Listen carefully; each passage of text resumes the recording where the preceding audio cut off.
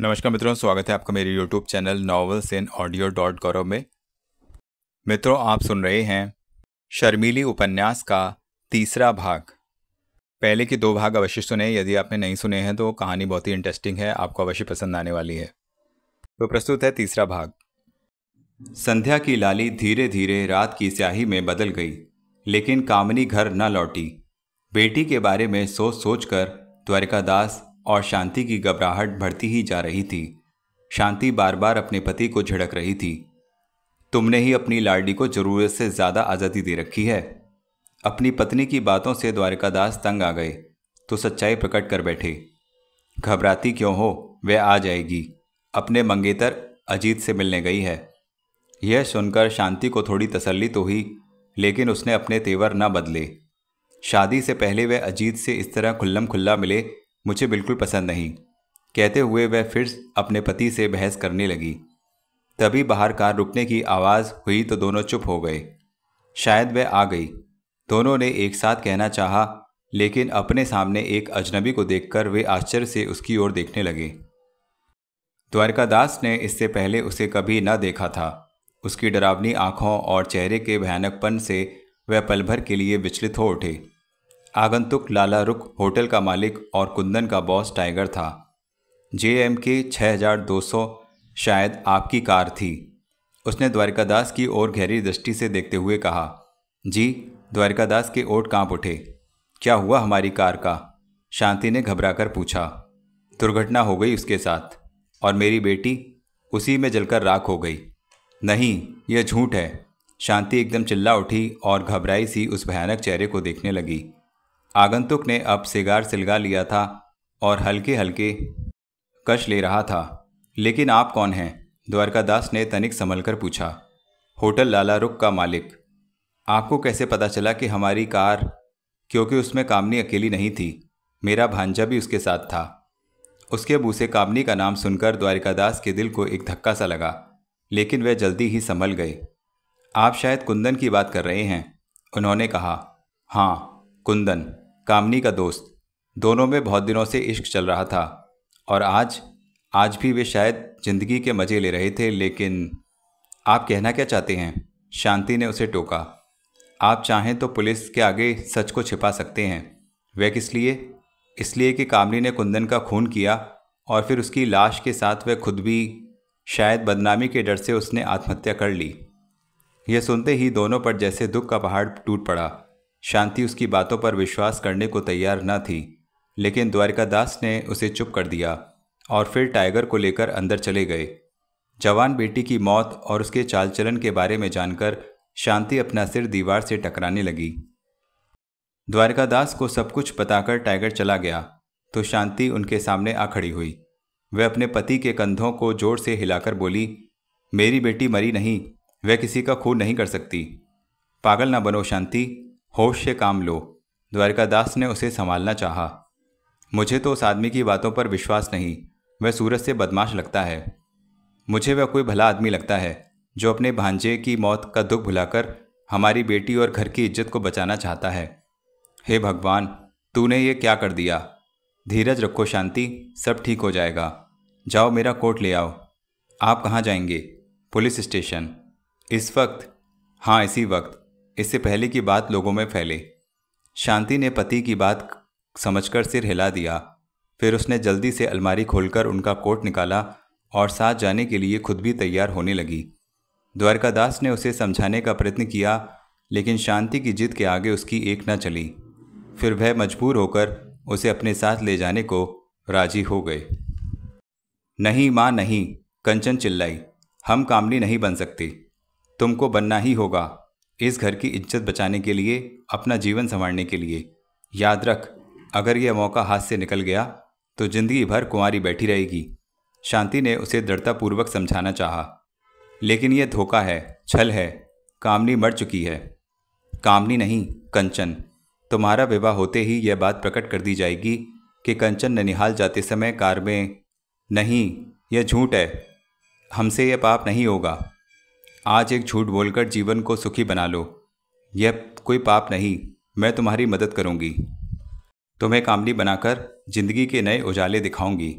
नहीं माँ नहीं, कंचन ने अपने आंसुओं को समेटने का प्रयत्न किया, फिर दूसरे कमरे में जाते हुए बोली, बहन की मौत पर हमें जी भर के रो तो लेने दो माँ। ठीक है, तुम मनमानी कर लो। शांति ने अंतिम अस्त्र छोड़ा। मैं भी जहर पी लूँगी, आत्महत्या कर लूँगी। माँ। कंचन रुककर माँ से लिपट गई। तभी चंपा ने आकर फादर जोसेफ और लिली के आने की खबर दी। शांति ने कंचन को भेज दिया अंदर और खुद आंसू पोंछकर बाहर की ओर चल दी। कंचन अंदर आकर चुपचाप बैठ गई। उसकी समझ में ना आ रहा था कि वह करे तो क्या करे। एक ओर किसी की जिंदगी और दूसरी ओर घर की इज्जत। वह चिंता में डूब गई। चंपा अंदर आई तो वह उसकी ओर आंसू भरी आंखों से देखने लगी। जल्दी से आंसू पोंछ ले, चंपा ने आगे बढ़कर कहा। लिली जोड़ा लाई है तेरे लिए। लेकिन कंचन चुप रही। उसने चंपा की बात का कोई जवाब न दिया। वह अभी तक अपनी जिंदगी के बारे में परेशान थी। पहले तो उसका विवाह होता ही नहीं था, और अब जो हो रहा था तो किन परिस्थितियों में। चंपा चली गई तो उसने अपने आप को दर्पण में निहारा। माँ के शब्द अभी तक उसके कानों में गूंज रहे थे। उसने खुद को गौर से देखा और कल्पना की कि वह कामनी है। नहीं, हम कामनी नहीं हैं। हम कभी कामनी नहीं बन सकते, वह कह उठी। तभी उसने कुछ सोचकर कामनी की मेज के ड्रॉअर से लेटर पैड और पेन निकाला और अजीत को पत्र लिखने बैठ गई। कई बार उसने कागज पर अजीत का नाम लिखा और काटा। इस तरह उसने कई कागज फाड़ दिए। अंत में वह यह पत्र लिखने में सफल हो गई। हमने सब कुछ सच सच लिख दिया है। ये लोग हमें कामनी बनाकर विवाह रच रहे हैं, लेकिन हम आपको धोखा नहीं दे सकते। यह सब जानकर अगर आप हमें स्वीकार करना चाहें तो बारात लेकर आएं। कंचन। पत्र लिखकर उसने कई बार पढ़ा और लपेट दिया। फिर जैसे ही दरवाजे पर आहट हुई, उसने पत्र को पैड में छिपा दिया। फिर उसने खुद को संभाला और चेहरे की उदासी दूर करने का असफल प्रयत्न किया। कंचन ने पलटकर देखा तो दरवाजे पर लिली उसकी ससुराल की सौगात लिए खड़ी थी। कंचन को देखते ही वे मुस्कुराई और शादी का जोड़ा लिए उसकी ओर बढ़ी। कंचन ने अपने शरीर के कंपन पर काबू पाते हुए लिली का स्वागत किया। लिली ने उस लाल रंग के जोड़े को कंचन के आगे रख दिया और कंचन को घूर घूर कर देखने लगी। कंचन घबरा सी गई। लिली की खामोशी उसे खलने लगी। तुम चुप क्यों हो? वह पूछ बैठी। सोच रही हूँ इस जोड़े में तुम कैसी लगोगी। जैसी लगती हूँ वैसी ही तो लगूंगी। यह तो तुम कप्तान भैया के दिल से पूछना। कंचन लजाने लगी तो लिली ने चुटकी भरी और फिर दाएं बाएं देखकर बोली, कुछ कहना है उनसे? कह दोगी ना? हाँ हाँ कहो। कंचन ने डरते डरते वह पत्र लिफाफे में बंद करके लिली के हाथ में थमा दिया। पढ़ने लिखने का यही तो फ़ायदा है, लिली ने पत्र लेकर कहा। शादी से पहले ही दिल की बात दिलदार तक पहुंच जाती है। अच्छा अब तुम जाओ, संभाल कर पत्र उन्हें दे देना। कंचन के पास जोड़ा छोड़कर लिली बाहर निकली तो शांति से टकरा गई। हड़बड़ी में वह लिफाफा उसके हाथ से छूट गया। तभी शांति ने झुककर उसे उठा लिया और उलट पुलट कर देखने लगी। शांति की दृष्टि में संदेह की झलक पाकर लिली कह उठी, कप्तान भैया के नाम। ओह, प्रेम पत्र? शांति बड़बड़ाई और ओठों पर जबरदस्ती मुस्कुराहट लाते हुए बोली, पढ़ती है एमए में, लेकिन सलीका जरा भी नहीं। ठहर, मैं अभी आई। शांति अंदर चली गई तो लिली खोई खोई सी वहाँ खड़ी रही। चंपा ने सामने से आकर मिठाई की प्लेट आगे कर दी। लो, मिठाई खाओ। परेशान सी लिली चुपचाप मिठाई खाने लगी।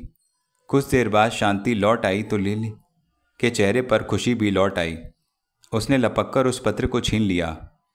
मैंने सेंट लगा दिया है, शांति ने कहा, इसलिए खुशबू फैल रही है। कहते हुए लिली मुस्कुरा दी।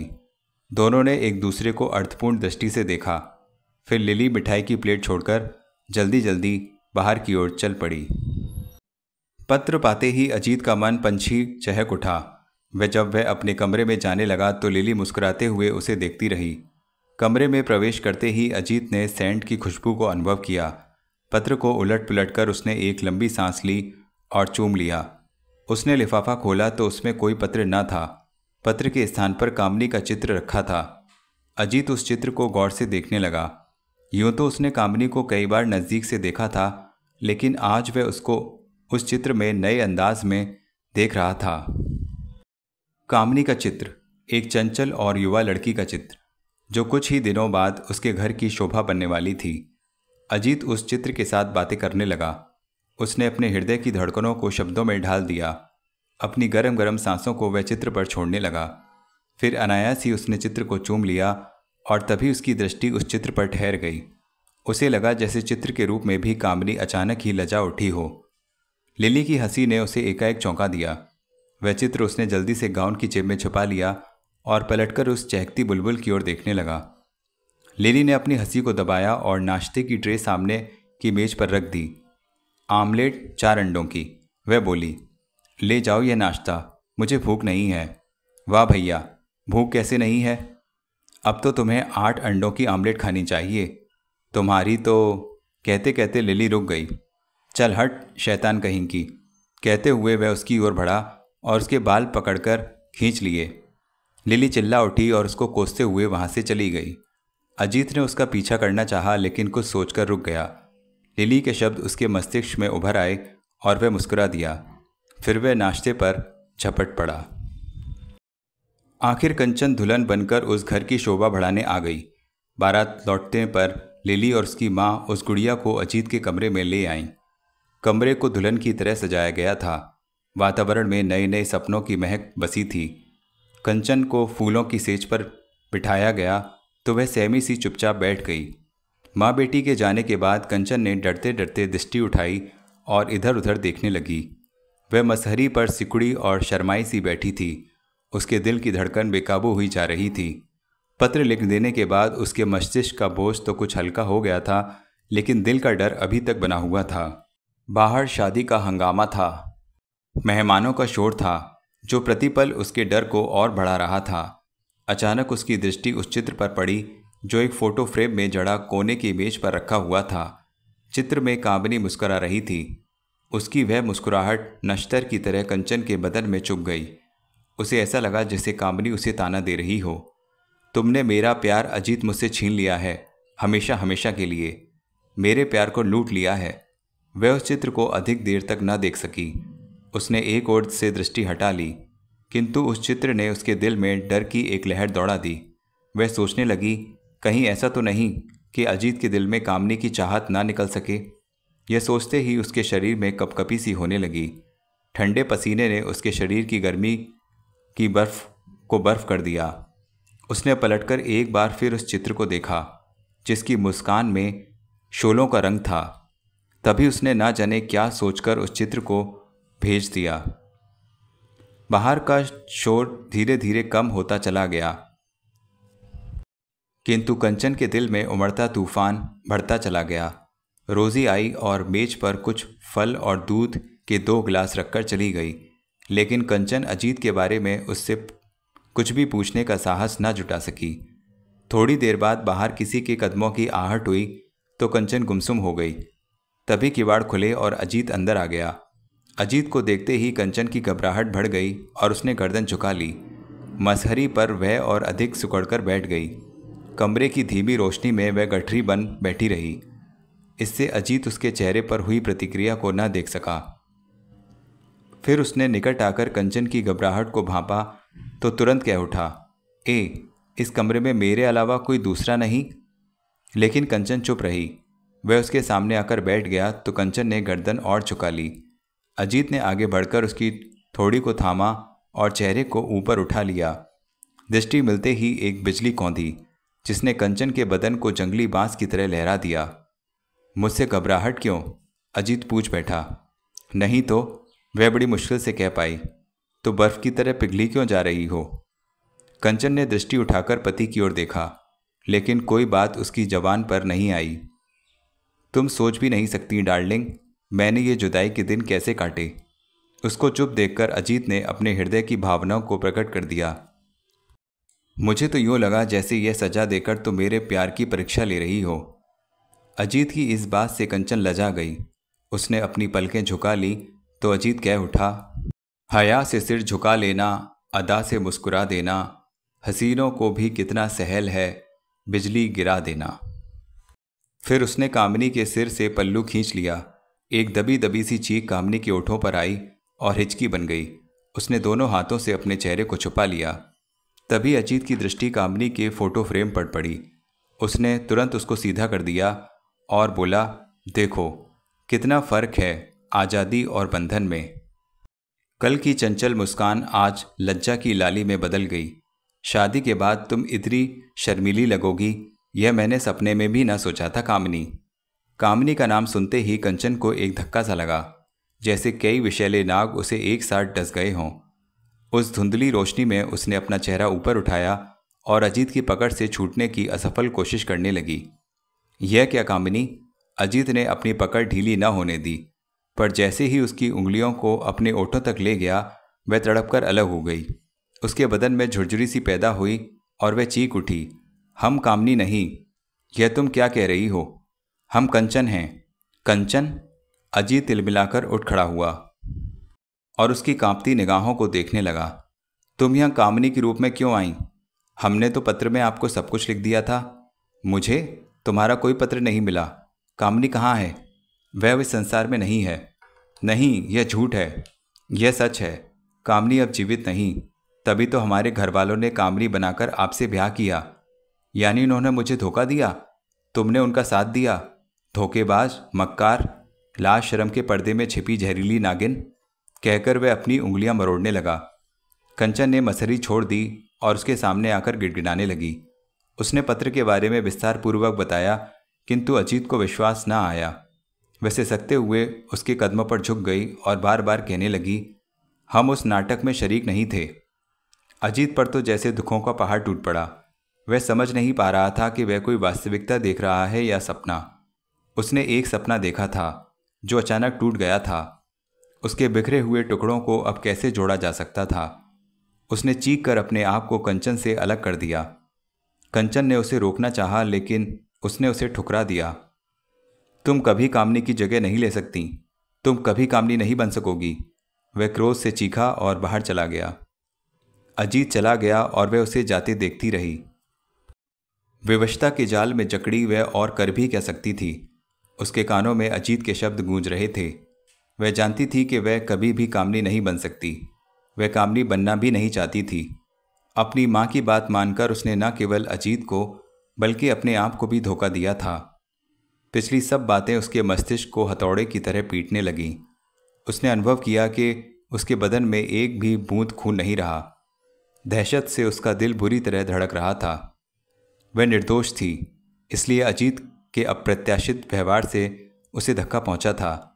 उसका जी चाह रहा था कि वह चीख चीख कर दुनिया से अपना अपराध पूछे। फिर उसका मन हुआ कि शादी के सारे कपड़े उतारकर फेंक दे, लेकिन पराए घर में वह ऐसा ना कर सकी। अचानक उसकी दृष्टि उस अलमारी पर पड़ी जिसमें फादर जोसेफ दवाइयाँ रखते थे। वह धीरे धीरे उस अलमारी तक चली गई और शीशियों पर लगे लेबल देखने लगी। तभी उसकी दृष्टि एक शीशी पर ठहर गई जिस पर मोटे और लाल अक्षरों में लिखा था, जहर। उसे देखते ही उसकी बड़ी बड़ी आंखों में मौत की काली छाया झिलमिलाने लगी। उसने पागल की तरह वह शीशी बाहर निकाल ली और जहर अपने हलक में उड़ेल लिया। फिर वह डगमगाते कदमों से फूलों की सेज पर औंधी जा गिरी। फादर जोसेफ अभी तक सोए न थे। खुशी के मारे उनकी आंखों से नींद उड़ गई थी। वक्त काटने के लिए वह बाइबल पढ़ रहे थे। बाहर अचानक कुत्ते भौंके तो वह चौंक पड़े। उसी समय जीप स्टार्ट होने की आवाज़ सुनाई दी तो वह उठकर खिड़की से झांकने लगे। अजीत जीप में बैठकर कहीं जा रहा था। यह देखकर वह सोच में पड़ गए। वह हैरान थे कि अजीत इतनी रात गए अपनी नई नवेली दुल्हन को छोड़कर कहाँ जा रहा होगा। उन्होंने शीघ्रता से अपने बदन पर गाउन डाला और अपने कमरे से बाहर निकल आए। वह जीना पार करके सीधे अजीत के कमरे में पहुंच गए। कमरे के किवाड़ पूरी तरह बंद न थे। दरारों से आती रोशनी ने उनके कदम रोक दिए। उन्होंने दरवाज़ा खटखटाया, लेकिन भीतर से कोई जवाब न मिला। उन्होंने और जोर से दस्तक दी, फिर बहू बहू कहकर पुकारने लगे। तब भी कोई ना बोला। इससे उनकी परेशानी बढ़ गई। उन्होंने किवाड़ों को धक्का दिया और बहू को पुकारते हुए अंदर चले गए।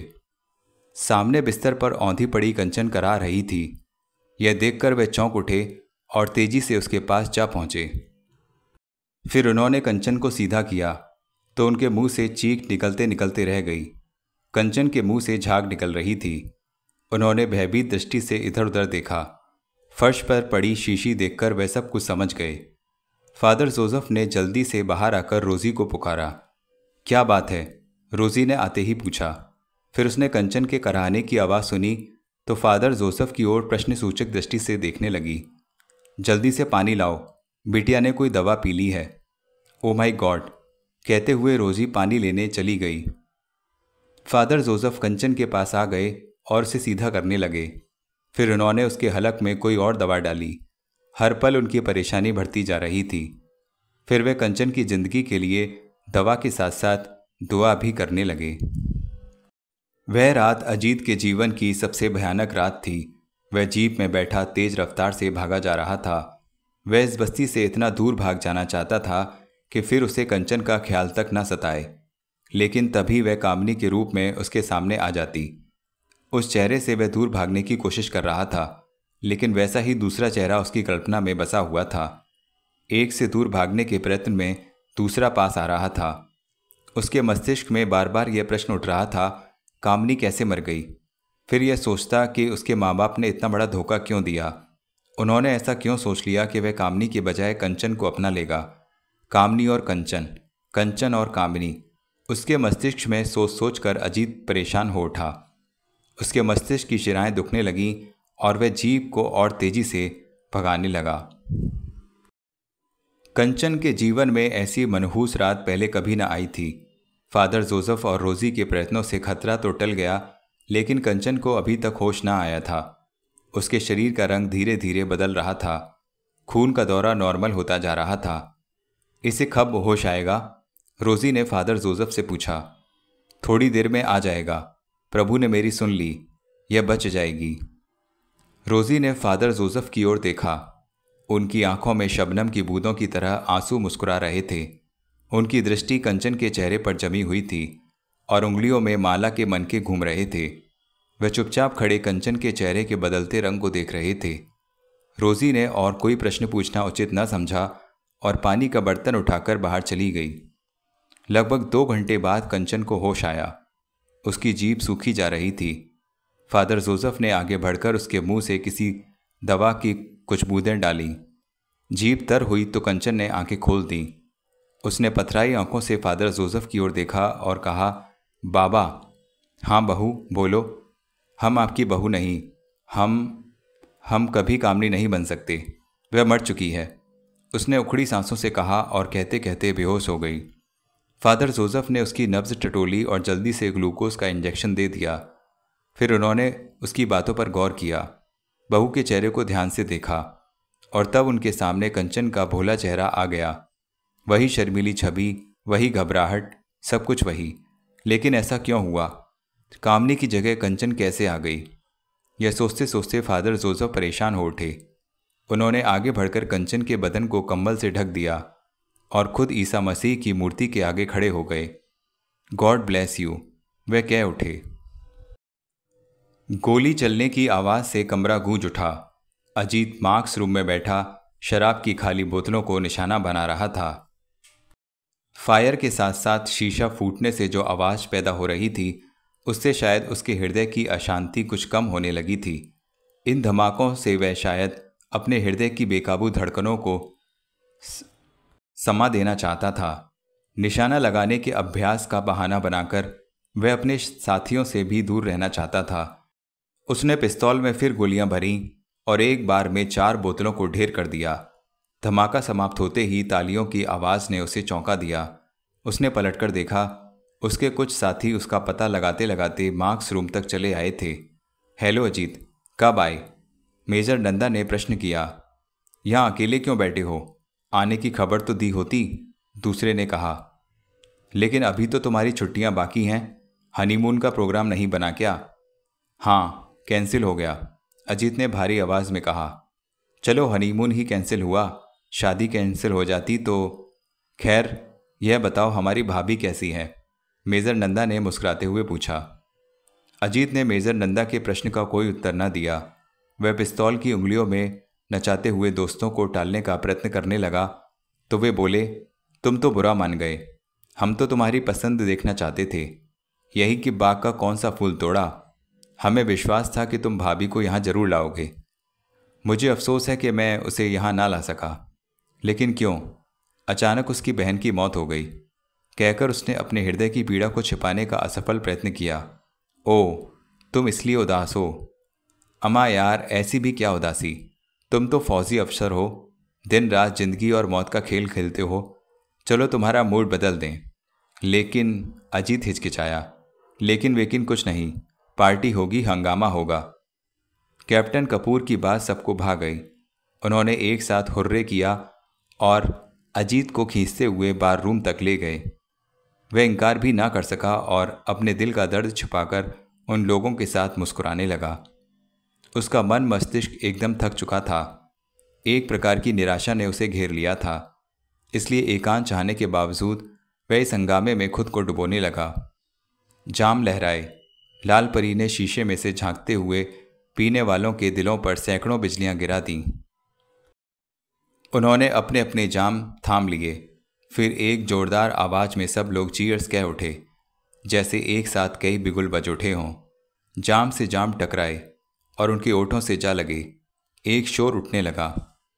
फिर उनमें से एक उठकर कहने लगा, दोस्तों, साथियों, आज हम लोगों की खुशी की सीमा नहीं है, क्योंकि हमारा एक साथी कैप्टन अजीत प्यार के मैदान में शहीद हो गया है। एक कवि ने अपनी कविता से संबंध जोड़ लिया है, यानी उनकी शादी हो गई है। इसी खुशी में हम यह पार्टी दे रहे हैं।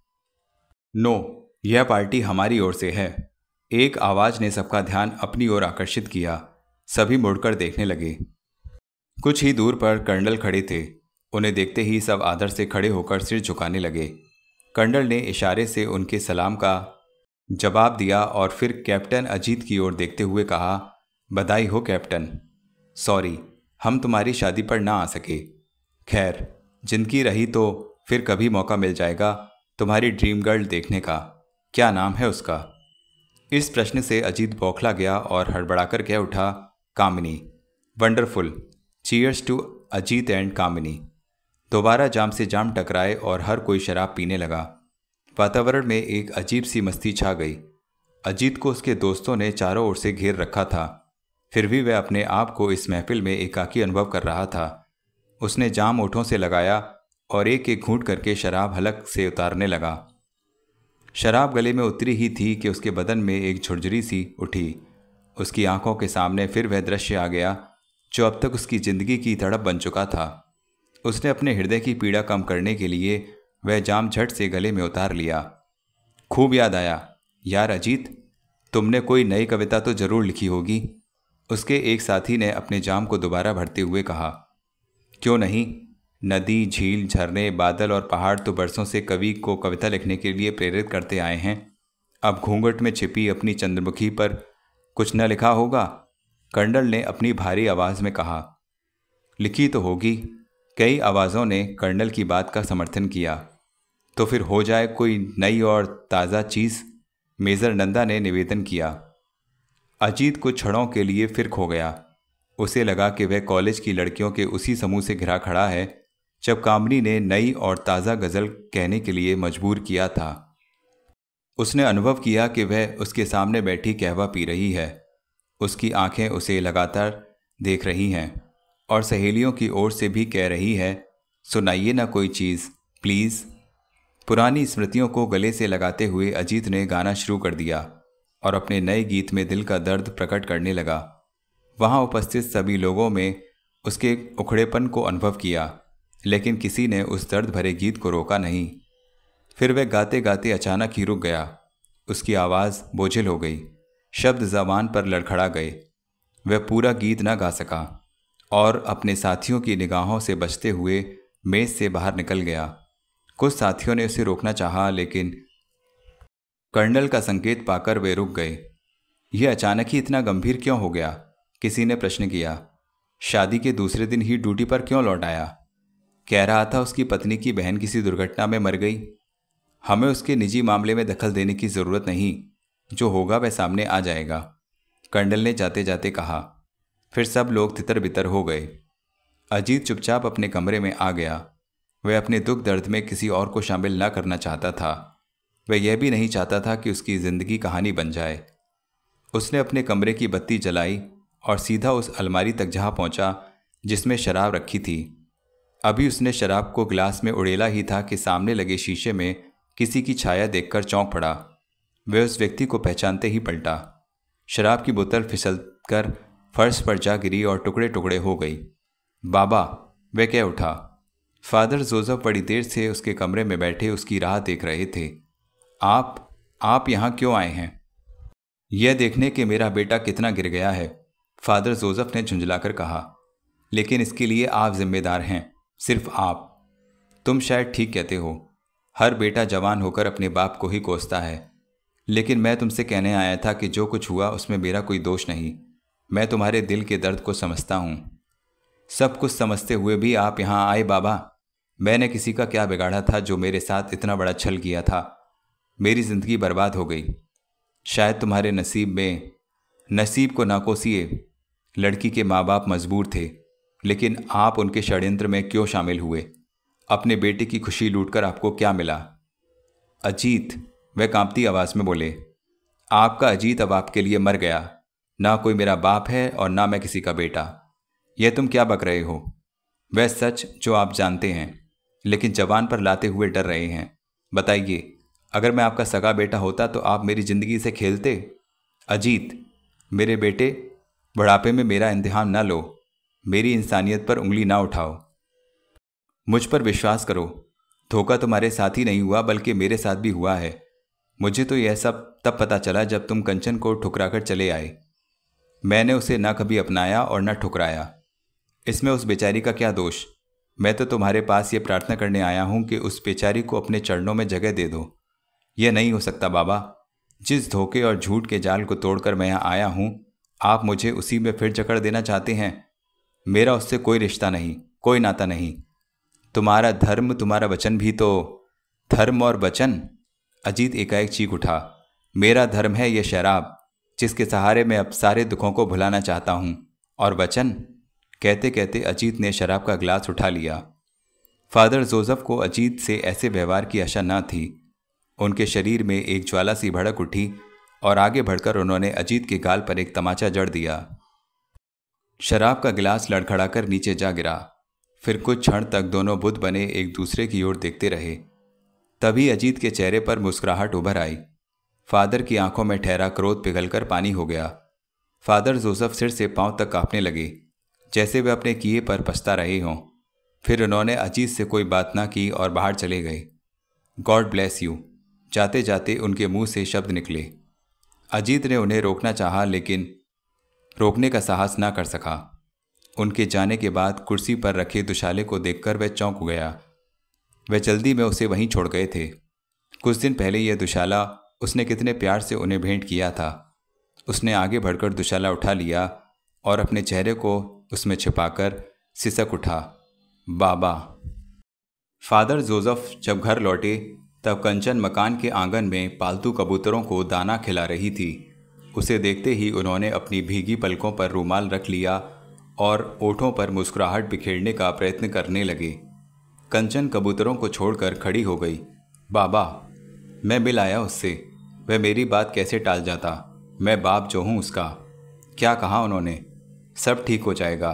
वह मुझे देखते ही पिघल गया। बोला, बाबा मुझे माफ़ कर दो, भूल हो गई मुझसे। फौज की नौकरी है सो साथ नहीं लाया। छुट्टी मिलते ही अगले महीने ले आऊँगा। हाँ, यही कहा उसने। सच बाबा? उसने सहमे स्वर में पूछा। हाँ, बिल्कुल सच। यह सच है बाबा। तो आप हमारी ओर देखकर बातें क्यों नहीं कर रहे? कंचन के इन शब्दों ने उन्हें वहीं बर्फ कर दिया। उनकी चोरी पकड़ी गई। वह हड़बड़ाकर सफाई में कुछ कहना चाहते थे, किंतु कंचन से नज़र ना मिला सके तो चुप रह गए।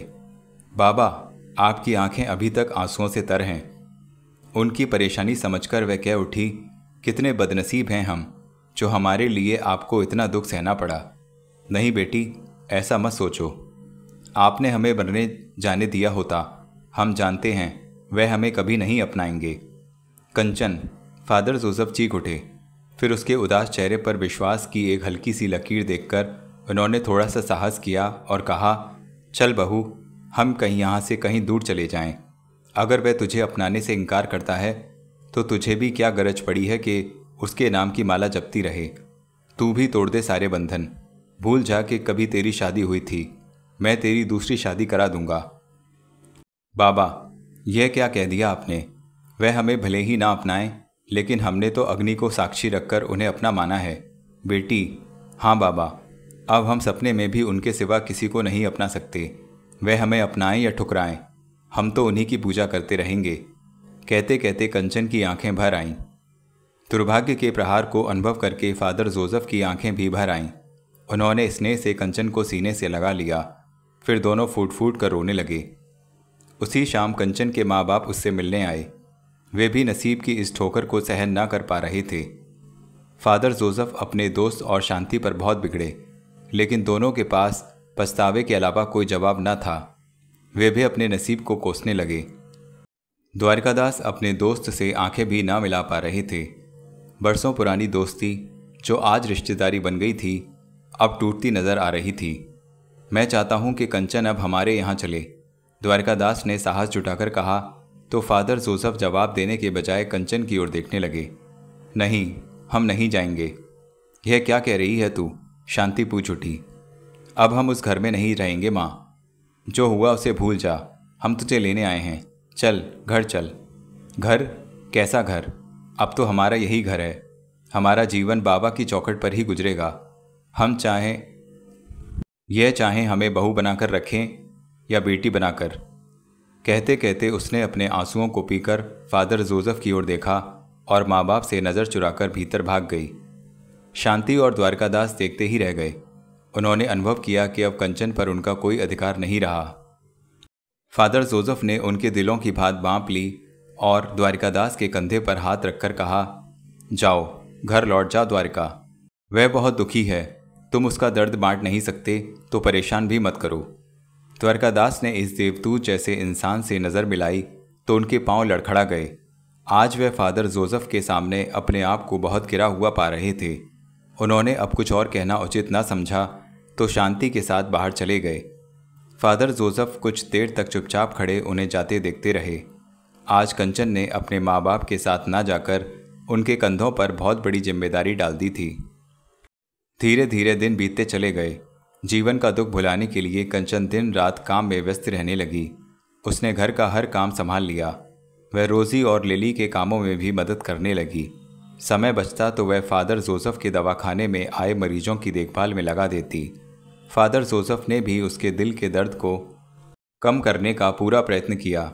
उन्होंने उसे अपने पैरों पर खड़े होने की प्रेरणा दी। उसे उन बहादुर लड़कियों की कहानियाँ सुनाई जिन्होंने अपने जीवन को खुद संवारा। वह उसे प्यार से फ्लोरेंस नाइटिंगेल कहकर बुलाते।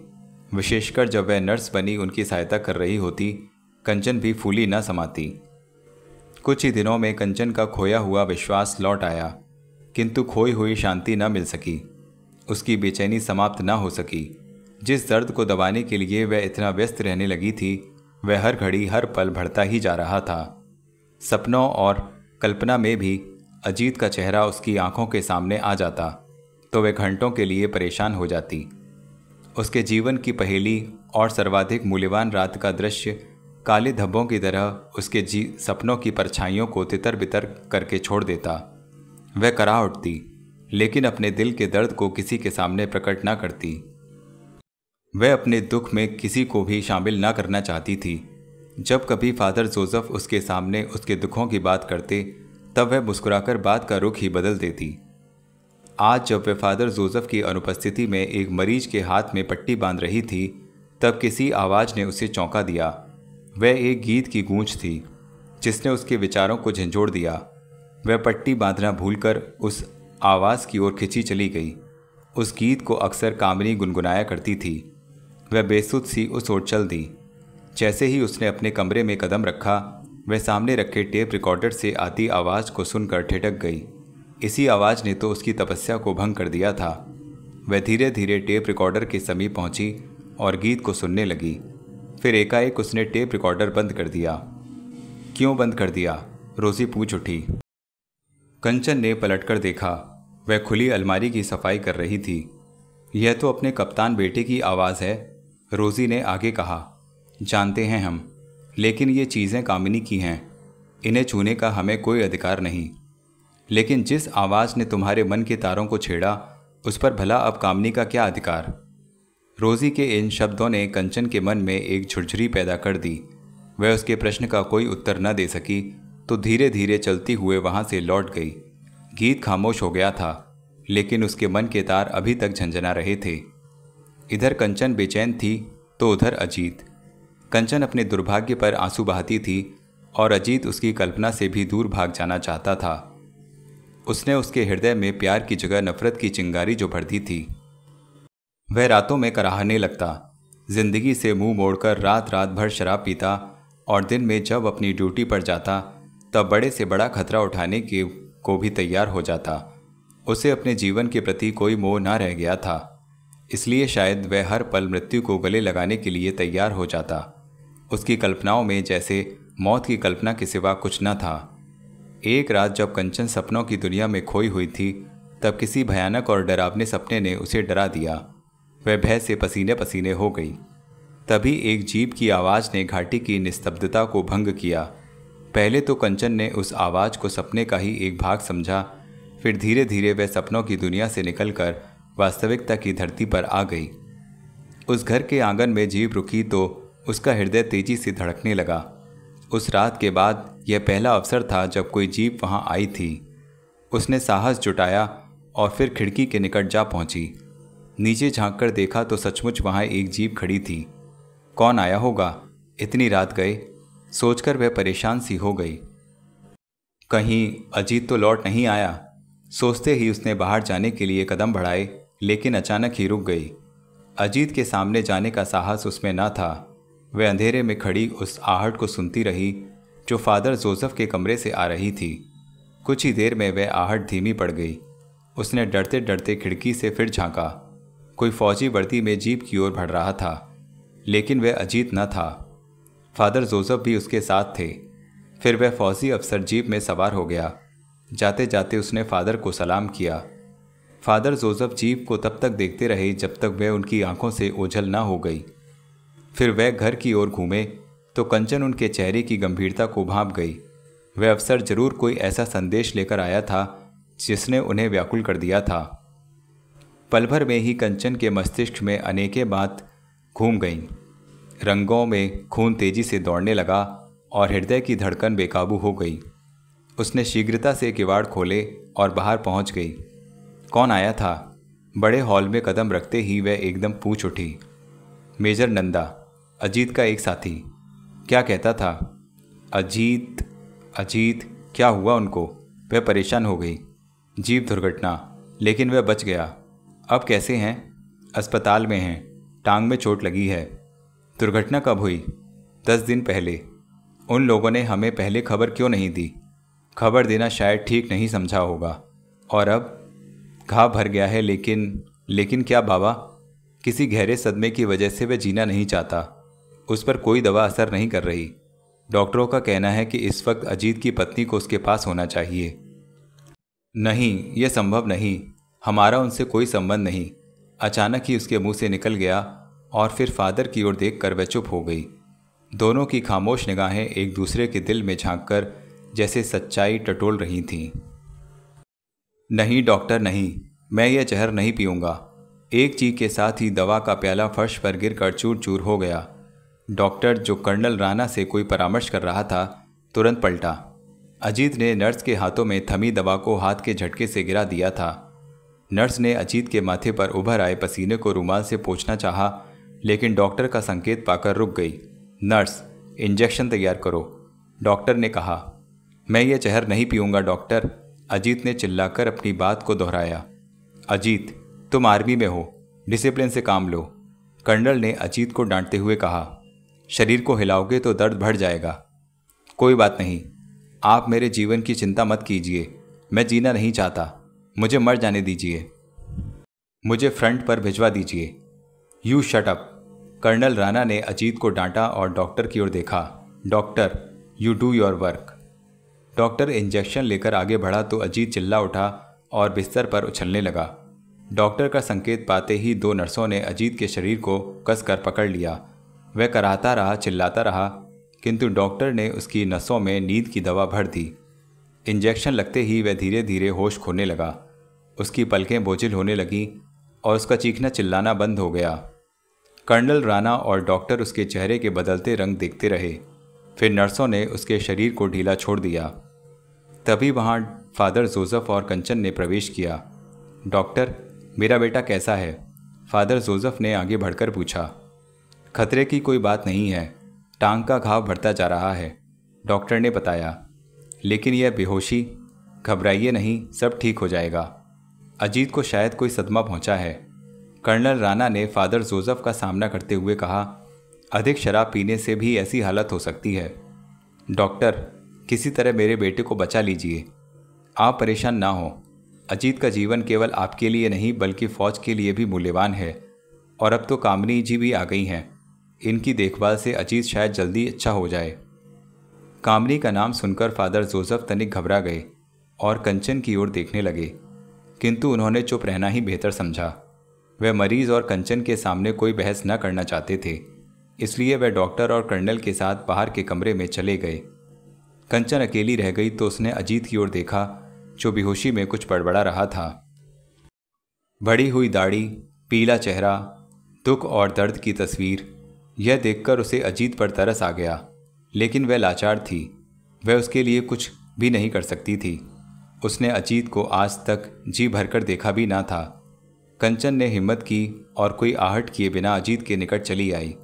अजीत के सूखे ओठ जैसे कुछ कहना चाह रहे थे। कामिनी, कामिनी। तभी अजीत बड़बड़ा उठा। बेहोशी की दशा में शायद उसने कर्नल की बात सुन ली थी, किंतु कामिनी के नाम ने कंचन के घाव को खोल दिया। एक जहरीले नश्तर की तरह वह उसके सीने में चुभ गया। उसके कदम वहीं रुक गए और उसके कानों में अजीत की आवाज़ गूंजने लगी, धोखेबाज, तुम कामिनी कभी नहीं बन सकोगी, तुम कभी कामिनी की जगह नहीं ले सकती। अचानक ही कंचन का शरीर कांपने लगा। यह देखकर ड्यूटी पर खड़ी नर्स ने उससे बैठने के लिए कहा, लेकिन वह गुमसुम खड़ी रही। उसने नर्स की बात का कोई उत्तर न दिया। फिर जैसे ही फादर जोसेफ वहां आए, कंचन ने आगे बढ़कर उनका हाथ थाम लिया। क्या बात है? फादर जोसेफ ने पूछा। चलिए बाबा, हम यहाँ और न रुकेंगे, कंचन ने उनसे कहा और बाहर की ओर चल दी। फादर जोसेफ ने अजीत पर एक निगाह डाली और परेशान से कंचन के पीछे पीछे कमरे से बाहर निकल गए। रात गुजरती गई। घड़ी की टिक टिक के अलावा कमरे में और कोई आवाज़ सुनाई नहीं दे रही थी। कमरे के धुंधले प्रकाश में अजीत बेहोश पड़ा था। नींद के इंजेक्शन ने शायद कुछ देर के लिए उसके मस्तिष्क को सुन्न कर दिया था। नर्स ने भी बैठे बैठे जमाई ली और उसकी बेहोशी का लाभ उठाते हुए सुस्ताने के लिए ड्यूटी रूम में चली गई। कुछ देर बाद ही अजीत के बदन में झुरझुरी सी उठी और उसे होश आ गया। उसने धीरे धीरे आंखें खोली और धुंधले प्रकाश में कमरे को परखने लगा। उसने अपने शरीर में बेहद कमजोरी अनुभव की। फिर तकिए का सहारा लेकर बदन को ऊपर की ओर खींचा और पीठ का सहारा लेकर बैठ गया। घड़ी की टिक टिक वातावरण की शांति को अभी भी भंग कर रही थी। अजीत ने इधर उधर देखा। अस्पताल के शांत वातावरण में उसका दम सा घुटने लगा। पास ही रखे सिगरेट के पैकेट को देखकर उसने तलब महसूस की और एक सिगरेट निकालकर ओठों से चिपका लिया। फिर लाइटर के लिए बिस्तर को उंगलियों से यहाँ वहाँ टटोला, लेकिन उसे लाइटर न मिला। इससे वह परेशान हो उठा और एक अजीब सी थकावट महसूस करने लगा। तभी वह एक सुरीला स्वर सुनकर चौंक उठा। शांत कमरे में सिगरेट लाइटर का म्यूजिकल स्वर गूंजने लगा। उसने आश्चर्य से इधर उधर देखा। अचानक कमरे में घुप अंधेरा छा गया। फिर सिगरेट लाइटर का एक शोला उसकी ओर बढ़ने लगा। अजीत ने उस शोले से अपना सिगरेट जला लिया। भड़कते हुए शोले के पीछे अजीत ने एक लाल चेहरा देखा, कामिनी का चेहरा, जिसे देखते ही वह आश्चर्य में पड़ गया। कामिनी सिगरेट लाइटर थामे खड़ी थी। अजीत समझ न पाया कि श्वेत साड़ी में लिपटी हुई वह सुंदर मूरत उसकी नज़र का धोखा था या कोई वास्तविकता। तभी वह मूरत मुस्कुरा उठी। अजीत के ओठों में भी कंपन हुआ। उसने जैसे ही कामिनी का नाम लेकर पुकारा, जलता हुआ सिगरेट गिरते गिरते बचा। उसने अपने आप को संभालने के लिए सिगरेट के 2-4 कश खींचे। कामिनी उसे चुपचाप देखती रही। उसने लाइटर के शोले को बुझा दिया और जाने के लिए मुड़ी। तभी अजीत ने झपटकर उसे पकड़ना चाहा, लेकिन वह अंधेरे में ओझल हो गई। कामिनी, अजीत ने तड़पकर उसे 2-4 बार पुकारा, पर उसकी आवाज़ कमरे में गूंज कर रह गई। थोड़ी देर के लिए उसने सोचा कि वह कोई सपना था और कामिनी की कल्पना ने उसके सपने को रंगीन बनाने का प्रयत्न किया था। वह उसी परेशानी में सिगरेट के लंबे लंबे कश लेने लगा, किंतु उसकी निगाह पथरा गई और सिगरेट के जलते हुए अंगारे ने उसे फिर से सोचने के लिए विवश कर दिया कि कोई अब सपना न था बल्कि वास्तविकता थी। तभी किसी आहट ने उसकी कल्पना को तोड़ दिया। कमरे में प्रकाश होते ही उसने अपने सामने नर्स को पाया तो वह झुंझला उठा। क्या हुआ कैप्टन, कुछ चाहिए? नर्स ने निकट आते ही प्रश्न किया। तुम फौरन यहाँ से चली जाओ। You hear me? Yes sir, वह हड़बड़ाकर बोली और उसके तेवर देखते ही बाहर चली गई। किंतु अजीत फिर चिल्लाया और वह लौट आई और उसकी ओर देखने लगी। अजीत ने बत्ती की ओर संकेत किया। नर्स ने जल्दी से बत्ती बुझाई और कमरे के बाहर चली गई। कमरे में फिर पहले जैसा सन्नाटा छा गया। वही घुप अंधेरा, वही घड़ी की टिक टिक। अजीत की घबराहट फिर बढ़ने लगी। सर्दी में भी उसका शरीर पसीने से तर हो गया। उसने सिगरेट के कश खींचने चाहे पर वह बुझ चुका था। अजीत ने क्रोध में वह अज्जला सिगरेट फर्श पर फेंक दिया। रात काफ़ी बीत चुकी थी। अस्पताल का वातावरण एकदम शांत था, लेकिन अजीत की आंखों में नींद उड़ चुकी थी।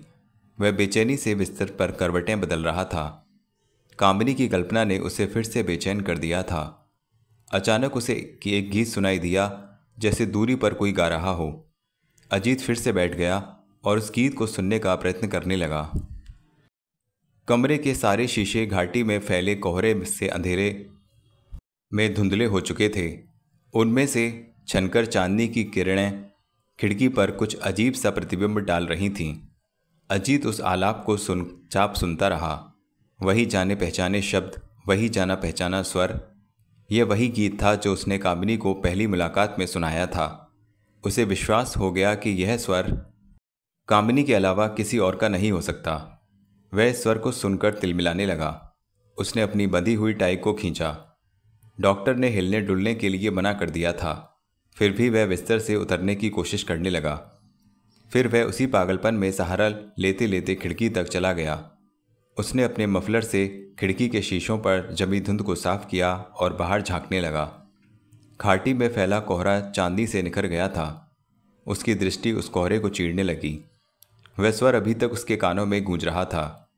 उसे कुछ स्पष्ट दिखाई न दिया तो उसने छड़ी उठा ली और धीरे धीरे अस्पताल के पिछले दरवाजे से बाहर निकल गया। अस्पताल के पिछवाड़े यूकलिप्टस के ऊंचे और घने पेड़ उस झरने तक चले गए थे जो अस्पताल से थोड़ी दूर पर था।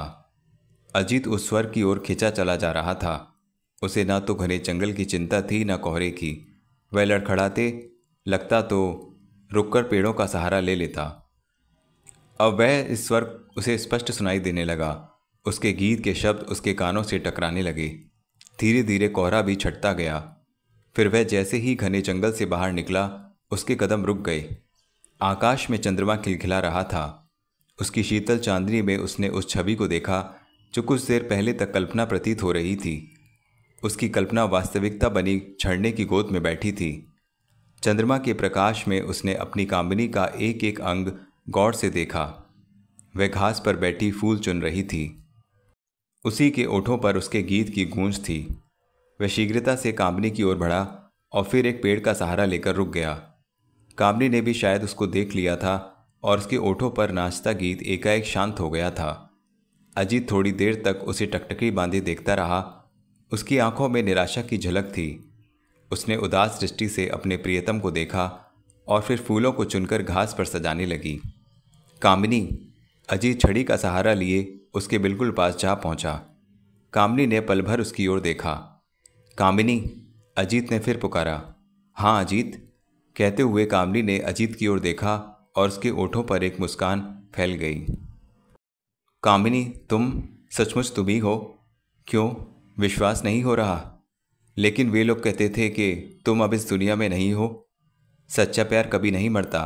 देखो, अब भी इन आंखों में तुम्हारे प्यार की ही ज्योति झिलमिला रही है। कामिनी, वह तड़पकर उसके निकट आया। वह थोड़ा खिसक गई।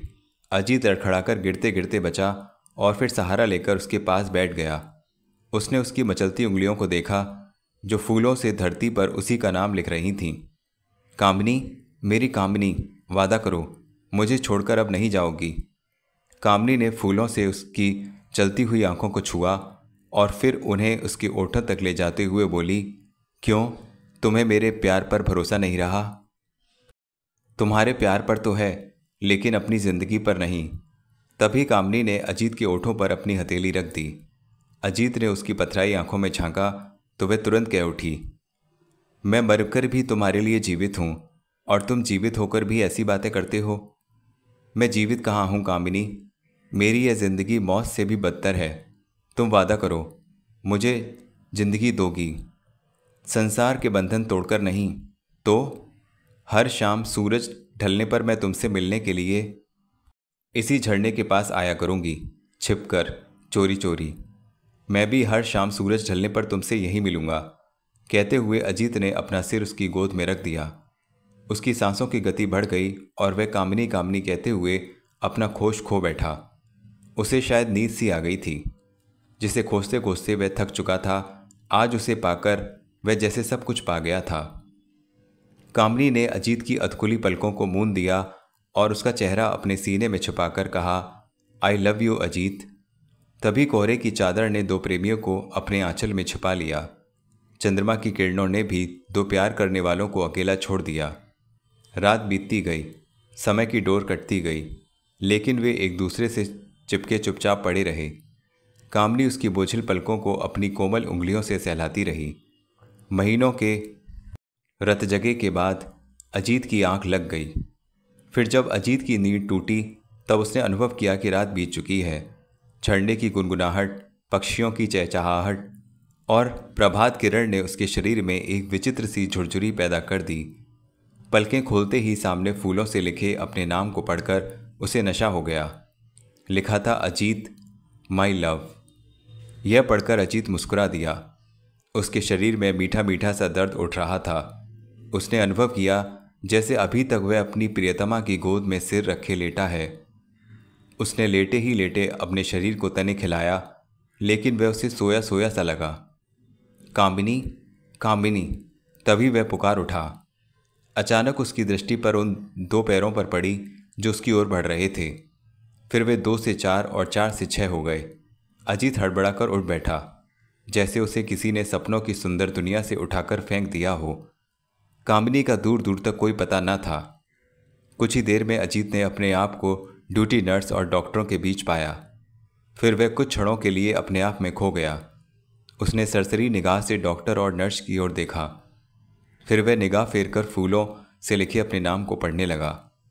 अब तक सभी चुप थे।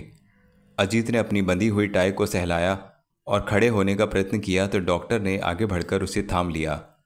कैप्टन, तुम्हें यहाँ तक चलना नहीं चाहिए था, वह बोला। कहाँ तक? अजीत घबराया सा पूछ उठा। तभी 2 नर्सें और स्टाफ के कुछ आदमी आ गए। उनके हाथों में स्ट्रेचर थी। कैप्टन को कहीं नींद में चलने की बीमारी तो नहीं? किसी ने कहा तो अजीत तिलमिला उठा। नॉनसेंस। अजीत ने झुककर अपने आप को संभाला।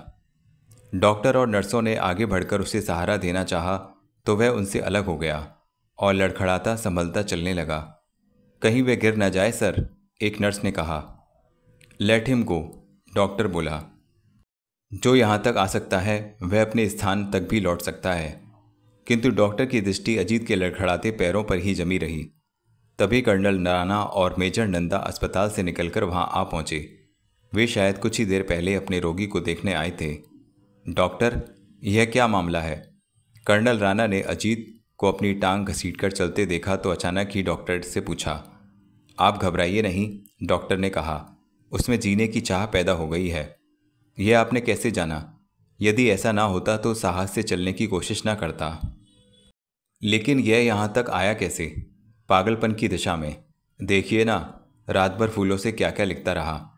डॉक्टर ने कर्नल राणा और मेजर नंदा का ध्यान फूलों से लिखे उसके नाम की ओर आकर्षित किया। उन्हें अजीत का वह सपना शायद अच्छा लगा। वे खिलखिलाकर हंस पड़े, लेकिन तभी एक धमाके से उनकी हंसी को ब्रेक लगा दिए। उन्होंने पलटकर देखा। शायद अजीत थककर चबूतरे पर धड़ाम से गिर गया था। नर्स और स्टाफ के कुछ लोग उसके ओर भागे। डॉक्टर, कर्नल राणा के स्वर में घबराहट थी। आप चिंता मत कीजिए, टांग से पहले उसका दिमाग ठीक होना जरूरी है। अब शायद वह कुछ नॉर्मल है, कहकर डॉक्टर मुस्कुरा दिया और अजीत की ओर चल पड़ा। कर्नल राणा और मेजर नंदा भी औरों के साथ साथ धीरे धीरे उसकी ओर बढ़ने लगे। तो मित्रों, इस प्रकार शर्मीली उपन्यास का तीसरा भाग समाप्त हुआ। आशा करता हूँ आपको ये कहानी अवश्य पसंद आ रही है, तो कमेंट में हमें ज़रूर बताइए और वीडियो को लाइक अवश्य कीजिए, अपने फ्रेंड्स रिलेटिव्स को बताइए। चैनल सब्सक्राइब नहीं किया है तो चैनल सब्सक्राइब कर लीजिए। इसके बाद इसका चौथा और अंतिम भाग सुनने के लिए तैयार रहिए। धन्यवाद।